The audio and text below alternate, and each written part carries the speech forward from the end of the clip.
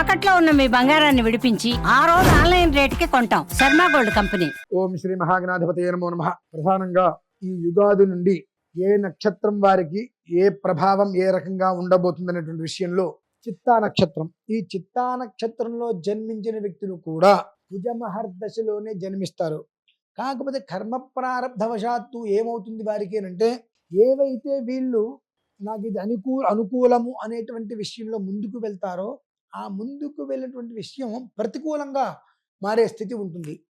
అదేంటండి, కుజ నక్షత్రం కదా, ఇప్పుడు కుజుడు మంత్రి అంటున్నారు కదా, అలానే రాజుకి కూడా అత్యంత స్నేహితుడు అంటున్నారు కదా.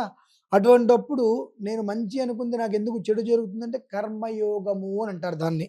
అంటే మనం ఏ స్థానంలో ఉంటాము అనేటువంటి విషయాన్ని కూడా మనం గమనించాలి. క్షేత్ర బీజ ప్రాధాన్యత అని రెండు ఉంటాయి. మనకు ఎంత బలం ఉంది అనేటువంటి దానికన్నా మనం ఏ స్థానంలో ఉన్నాము అనేటువంటి విషయాన్ని కూడా కొన్ని మనం చూసుకోవాలి. ఆ స్థాన బలం అనేటువంటిది మీకు చాలా వీక్ అయిపోయింది, అంటే బలహీనత పడిపోయింది. స్థాన బలం అనేటువంటిది చిత్తా నక్షత్రంలో జన్మించినటువంటి స్త్రీలకు అలాగే పురుషులకు ఇద్దరికీ కూడా ఏదైతే ఏ స్థానంలో అయితే మీరు ఉన్నారో ఆ స్థానం అనేటువంటిది పరిపూర్ణంగా బలహీనత చెందటం వలన మనం ఈ పని మంచిదే, నాకు కాదు ఎదుటి మనిషికి మంచిది అనుకుని మనం ముందుకెళ్ళినప్పటికీ కూడా అది మనకి మంచిదో కాదో విషయం పక్కన పెడితే ఎదుటి మనిషికి అది అనర్థంగా మారి అప్రతిష్టలు పాలయ్యేటువంటి స్థితి అయితే ఈ చిత్తా నక్షత్రంలో జన్మించినటువంటి వారికి ఒక మోస్తరు ఎక్కువగానే కనిపిస్తూ ఉంది.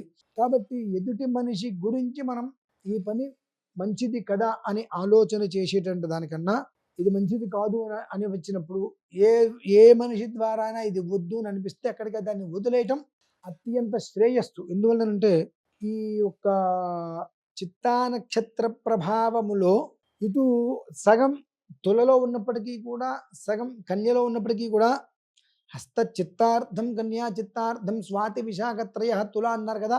ఈ రెండు దాంట్లో ఉండటం కారణము చేత ఈ కన్యలో ఉండేటువంటి అధిపతికి బృహస్పతికి ఉన్న శత్రుత్వము, శుక్రుడికి బృహస్పతికి ఉండేటువంటి శత్రుత్వ ప్రభావము చే మంత్రి స్థానంలో ఉండేటువంటి వ్యక్తికి బలం అనేటువంటిది సంపూర్ణంగా లభించట్ల. ఈ లభించట కారణం చేత కొన్ని పనులకు మనం స్వస్తి పలికి ఆ పనుల జోలికి వెళ్ళకపోవడం అనేటువంటిది ఇప్పుడు చాలా శ్రేయోదాయకం. చిత్తా నక్షత్రంలో జన్మించినటువంటి పురుషులు కావచ్చు స్త్రీలు కావచ్చు, ఒకసారి జాగ్రత్తగా ఆలోచించుకోండి. ప్రతి ఒక్క విషయం కూడా ఏం జరుగుతుందంటే ఆలోచించుకుంటే జరగబోయేటువంటిది మీకు క్లారిటీ అయితే వచ్చేస్తుంది. అలాగే చిత్తా నక్షత్రంలో జన్మించినటువంటి వ్యక్తులు కూడా సుబ్రహ్మణ్యేశ్వర స్వామి వారి యొక్క ఆరాధన చేసుకోవడం అనేటువంటిది శ్రేయోదాయకం.